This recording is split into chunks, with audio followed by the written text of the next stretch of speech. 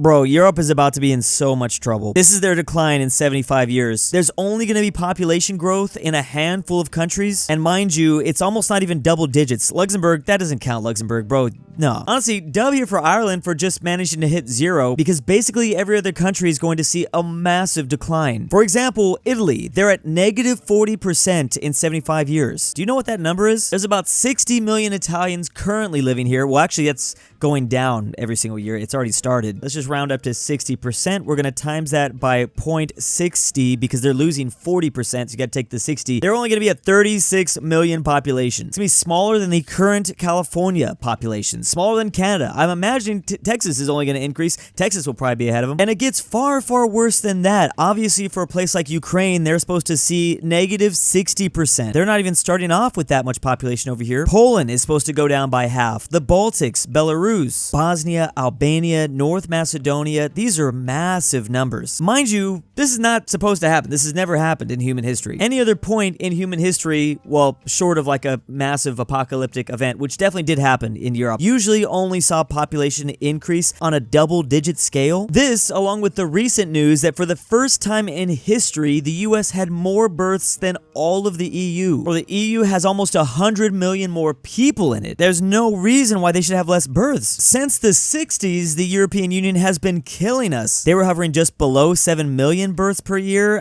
We were barely above 4 at the time. They've basically been declining every single year until we got to 2024, where I guess the US outpaced them. Yeah, I wouldn't really phrase this as the US suddenly has more births. It's just the EU has finally fallen to having just below births than us. I see so many people talking about why there's so much more immigration happening right now in France and the UK. Does this not make it obvious? Am I the only one? It looks to me like those governments here are just trying to not have basically this happen to them. I would assume that's got to be the most logical answer here. It's hard to predict what exactly is going to take place in 75 years. If I had to make a guess though, more than likely this map isn't going far enough. There might be even more loss of a population. I mean, I'm just thinking of like disasters. More disasters happening in the next 75 years. One thing's for sure, I don't see it going up. Like, I don't see these places just magically getting into the positives again. Every day we're getting closer and closer to this, bro. Like, we are so cooked. The birth rate might go to zero.